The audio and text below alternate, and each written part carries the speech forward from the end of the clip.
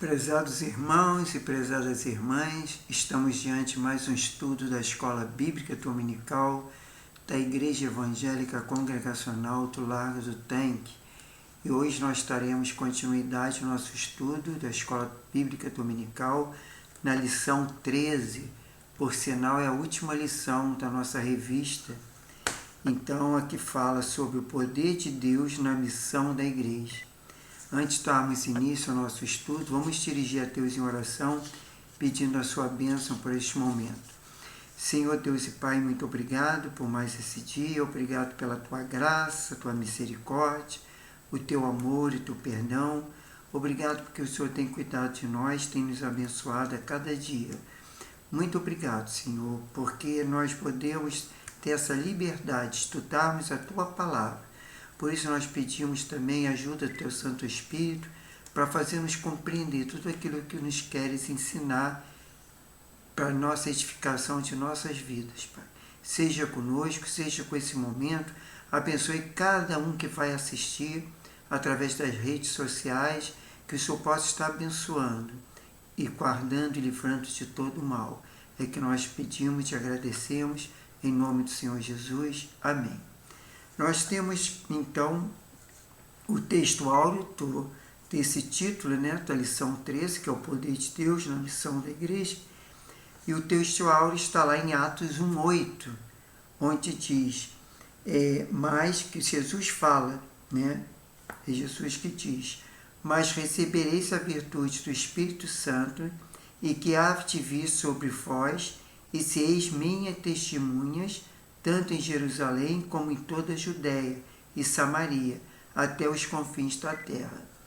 E temos como verdade prática, que a lição nos traz, é o Espírito Santo, é a força motriz que movimenta a igreja.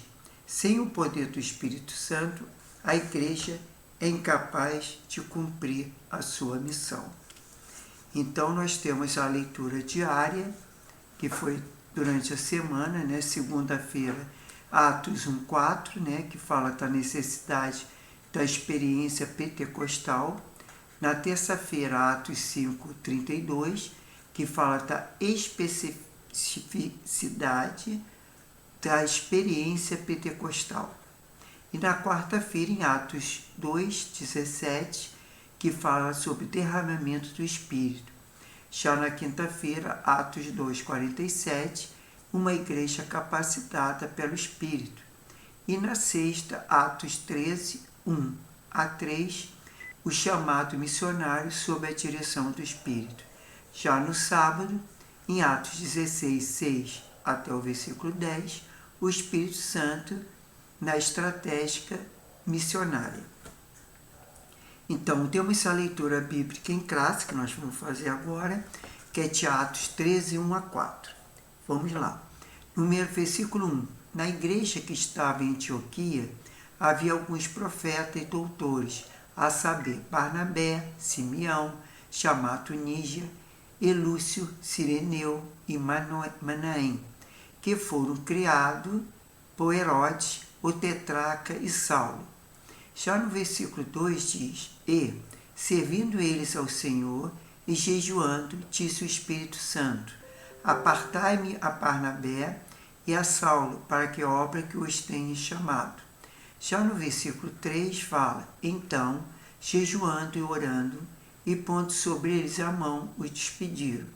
Já no versículo 4 e último, e assim eis enviado pelo Espírito Santo, desceram a Seleucia, e dali navegaram para Chipre. Então nós temos aí agora o comentário da revista, que é a introdução, que nós vamos falar que nesta lição focaremos nossa atenção no poder do Espírito Santo, na missão da Igreja de Cristo. E aqui mostraremos que o povo de Deus não pode prescindir do revestimento do poder pentecostal para obter êxito na sua missão na terra. Assim demonstraremos que a ação do Espírito Santo e a contemporaneidade de seus dons na igreja não se trata de uma mera opção, mas de algo imprescindível, e sua maior necessidade Sem o Espírito Santo, a igreja local não anda nem cumpre a sua vocação. Já no item 1, sobre o título A Doutrina do Espírito Santo, segundo o evangélico Lucas, temos um ensino revelado nos escritos de Lucas, tanto no Evangelho quanto no livro de Atos, ambos escritos pelo evangelista Lucas, revela o ministério do Espírito Santo e a vida de Jesus e da primeira igreja como uma necessidade imperiosa. Neste sentido, o evangelista mostra que sem a ação do Espírito no ministério de Jesus e na vida da igreja, o cristão não estaria qualificado para ser testemunha do Senhor. Essa promessa estava associada ao revestimento do poder do Espírito, conforme descrito nas palavras de Jesus, como o poder do alto, conforme Lucas 24, versículo 49. Já no item 2, fala sobre o enchimento do Espírito como uma experiência necessária. E diz, o Senhor Jesus só começou o seu ministério depois de ser cheio do Espírito Santo, conforme Lucas 3, versículo 21 e 22. Nosso Senhor fez a obra de Deus e a fez do poder do Espírito Santo. Ele foi capacitado pelo Espírito Santo, conforme Lucas 4, versículos 18 e 19. E dependeu dele para exercer o ministério, conforme Lucas 5, versículo 17 e Mateus 12, versículo 28. Da mesma forma, a igreja só deveria iniciar o trabalho missionário quando fosse revestida deste mesmo poder. Por isso, podemos afirmar que no contexto literário do evangelista Lucas, especialmente no livro dos Atos dos Apóstolos, o Espírito Santo aparece como uma necessidade e não como uma opção. Já no item 3 fala o subtítulo, o enchimento do Espírito como uma experiência concreta. Se, por um lado, Lucas apresenta o Espírito Santo como uma necessidade na vida da igreja, por outro lado, ele mostra que o enchimento do Espírito ocorre com uma experiência concreta na vida do crente. Neste sentido, o livro de Atos retrata a experiência pentecostal como um acontecimento objetivo, não subjetivo. Ele podia ser vista e ouvida, conforme Atos 5, versículo 32, e havia manifestações físicas que se tornavam reais para quem as tinha a visível, para quem as presenciava. Em outras palavras, quem recebeu sabia que havia recebido, conforme Atos 11, versículo 15 a 17. Dentre os muitos sinais, uma que sobressaía sobre os demais é o falar em línguas desconhecidas, conforme Atos 2, versículo 4, Atos 10, versículo 44 a 46 e Atos 19, versículo 1 a 6. Já no quarto item, fala sobre a doutrina pentecostal clássica, como subitem. E aí diz, desde que seus primórdios, a doutrina pentecostal clássica afirma que o falar em língua desconhecida é evidência física inicial do batismo do Espírito Santo.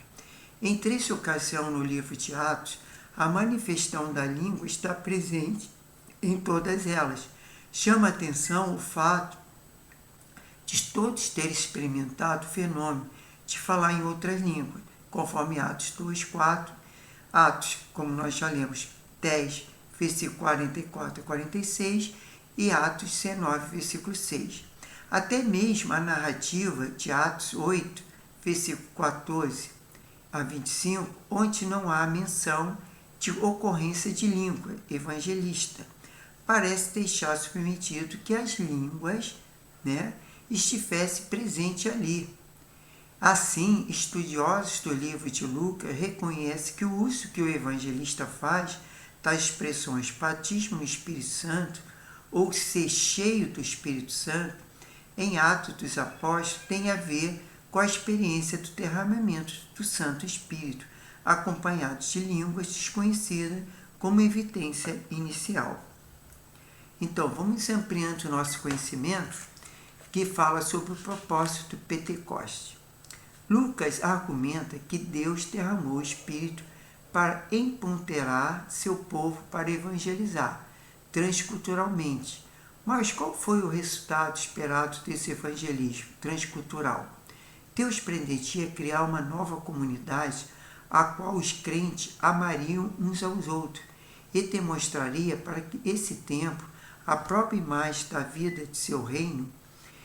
Podemos ver que esse propósito de evangelização na escritura, do parágrafo do fechamento dessa sessão introdutória de Atos, amplia mais o seu conhecimento dentro da obra entre a história e o espírito. E temos como Sipnose 1, a doutrina bíblica do Espírito Santo assegura que seu poder é imprescindível ao cristão e à igreja. Aí vamos lá, agora no item 2, algarismo romano. O Espírito Santo capacitando as testemunhas. Esse é o título. Já no subtítulo, número 1, capacitando a testemunha. No livro de Atos é possível perceber o ensino de capacitação do Espírito Santo sob diferentes perspectivas. Primeiramente, o Espírito capacitando líderes para o desempenho da obra de Deus, conforme Atos 4, versículo 33. Nesse sentido, vemos o apóstolo Pedro sendo cheio do Espírito Santo, quando foi confrontado pelos sacerdotes, conforme lá em Atos 4, versículo 8.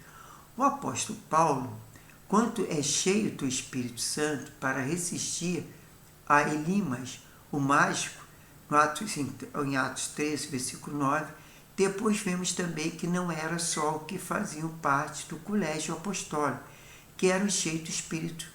Pessoas comuns também eram revestidas do poder do alto. Na verdade, o que se observa em Lucas é que o revestimento do Espírito veio sobre toda a carne, conforme Atos 12, versículo 17. Quer dizer, isso não foi só um privilégio dos apóstolos, mas todos aqueles que se converteram e tiveram ali como testemunha de Cristo, eles foram cheios, revestidos do Espírito Santo. Quer dizer, foi aquela promessa que derramaria o Espírito Santo em toda a carne. Já número 2, tem como subtítulo pessoas simples capacitadas pelo Espírito. Vemos isso claramente quanto a Ananias, até então um ilustre desconhecido e convocado por Deus para impor as mãos naqueles que seriam o maior apóstolo de todos os tempos, Paulo, conforme Atos 19, versículos 10 e 11. Assim também Estevão e Filipe, que haviam sido escolhidos para servir as mesas, fazendo sinais e prodígios, conforme Atos 6, versículo 8 e Atos 8, versículo 6. Fica patente que Deus não tinha uma só classe privilegiada para fazer a sua obra. Ele possuía testemunhas capacitadas pelo Espírito Santo. Já no item número 3, como de subtítulo, temos capacitando a igreja. No contexto literário, a doutrinário de Lucas, a igreja do Novo Testamento é vista como portadora de uma missão profética. Nela há um ministério profético de todos os crentes, conforme Atos 2, versículo 17. Nesse sentido, conforme o contexto de Atos, o testemunho não é apenas individual, como mostrado nessa lição, mas também de toda a igreja descrita em Atos. Assim, essa comunidade de crentes, capacita pelo Espírito Santo, ganha a confiança e a admiração das pessoas no seu redor, conforme Atos 2,47. Portanto, o crescimento das igrejas de Atos estava associado ao testemunho dado pelo grupo de crentes capacitados pelo Espírito Santo, conforme Atos 9, versículo 31.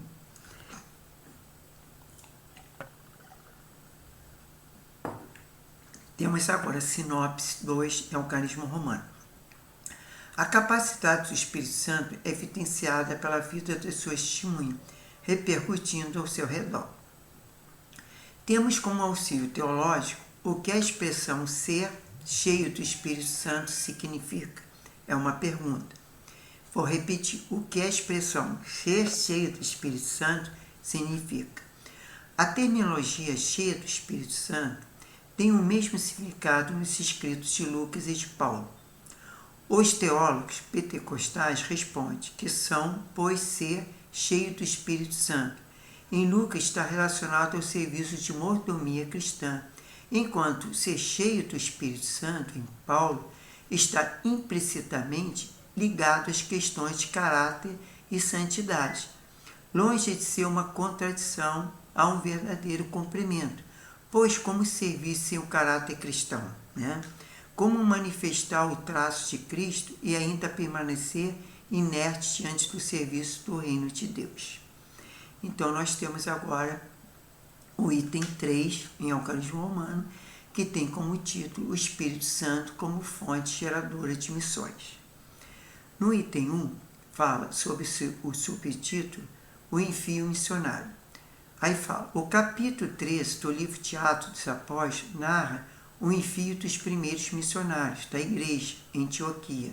O que chama a atenção nessa narrativa é a participação ativa do Espírito Santo no envio do missionário.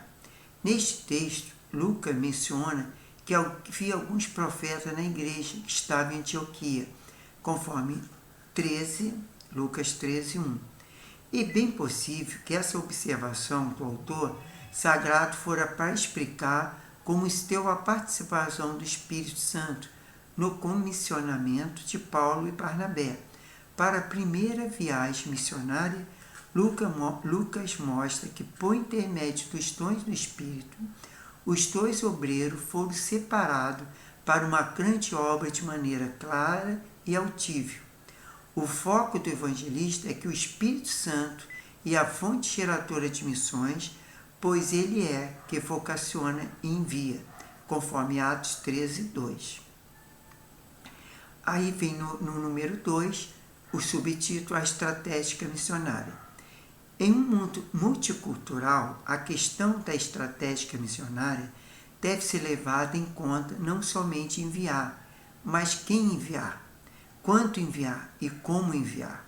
Por exemplo, Paulo e Barnabé poderia ser adotado a estratégia errada na obra missionária, quando intentaram pregar na Ásia e na Bitinia, mas foram impedidos pelo Espírito Santo, conforme Atos 16, versículos 6 e 7.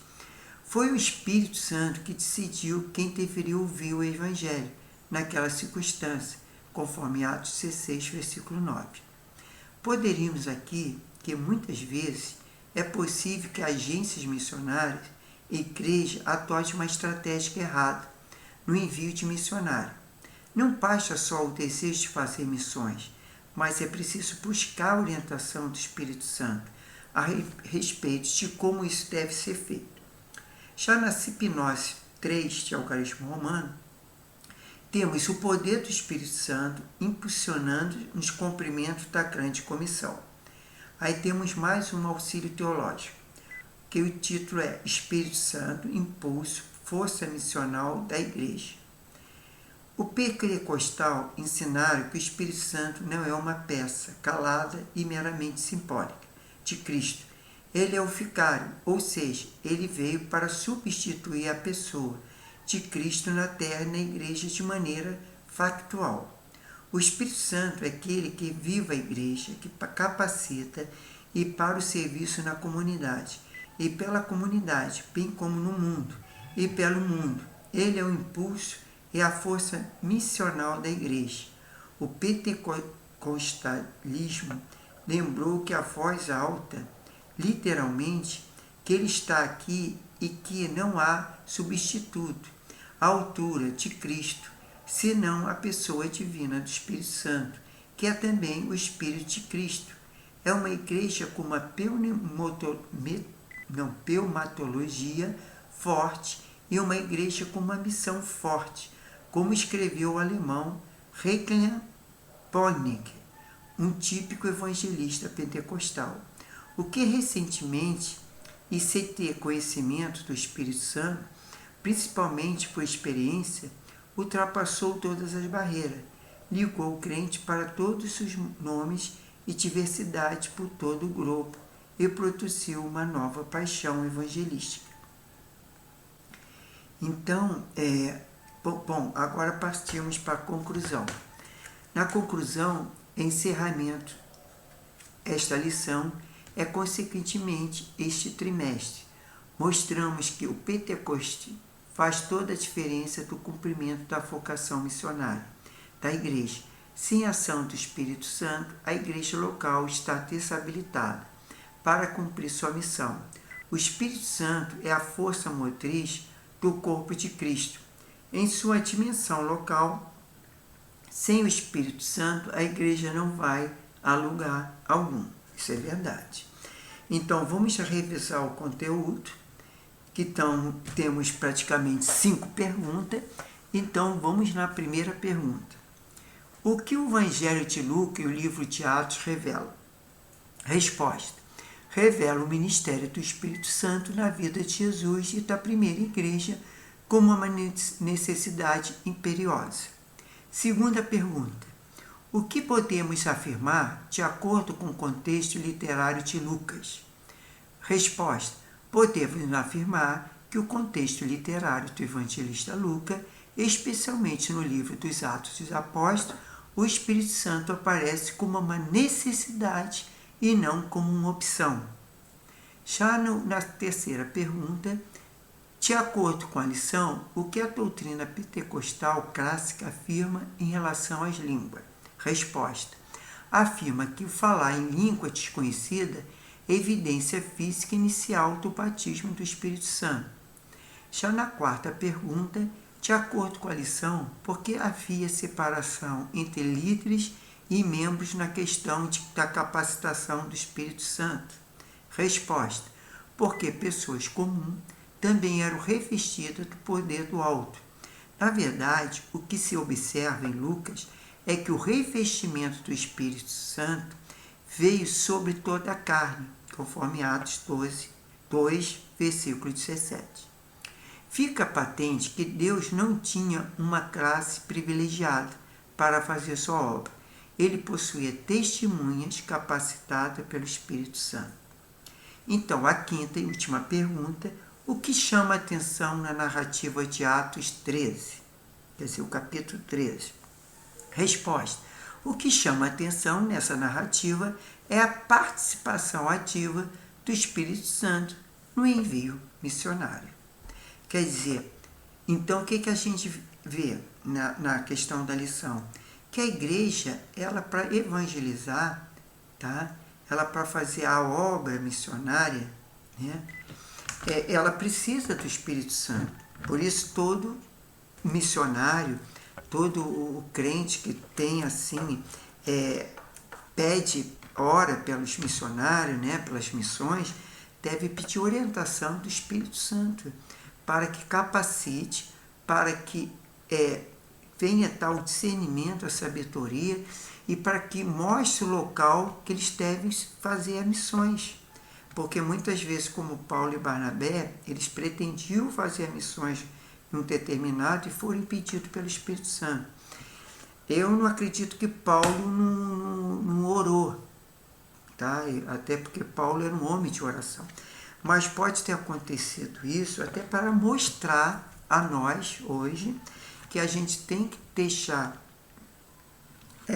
o Espírito Santo agir em tudo aquilo que fomos fazer. Não só a questão de fazer missões, mas não é questão de estar testemunho do evangelismo, pedir orientação do Espírito Santo, até quem a gente vai evangelizar.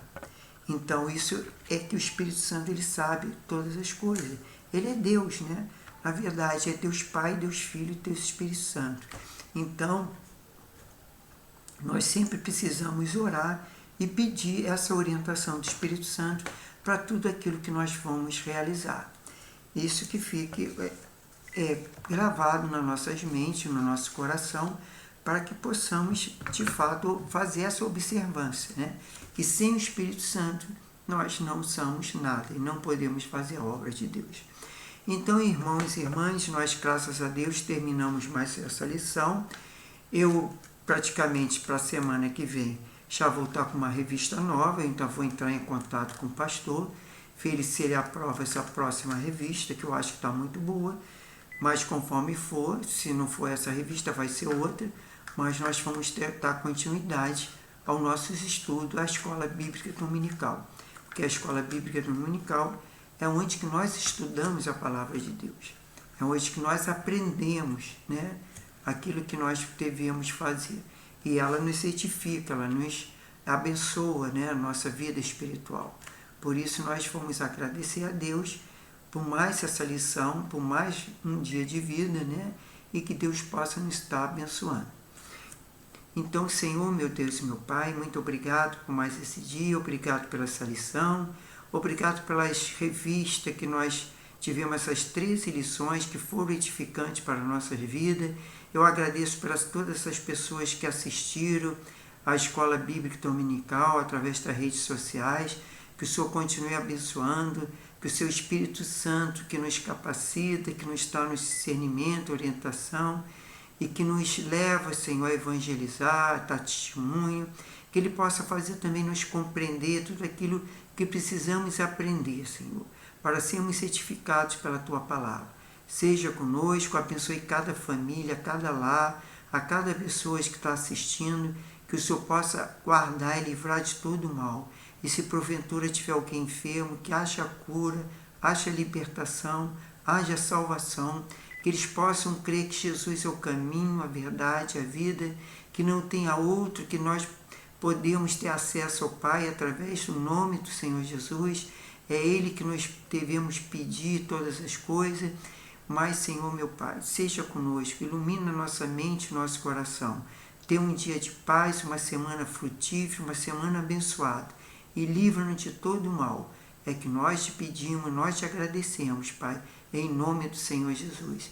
Então, irmãs, fiquem na paz, que Deus abençoe a todos e até a próxima lição da Escola Bíblica Dominical da Igreja Evangélica Congregacional do Largo do Tem. Fiquem na paz, que Deus abençoe a todos.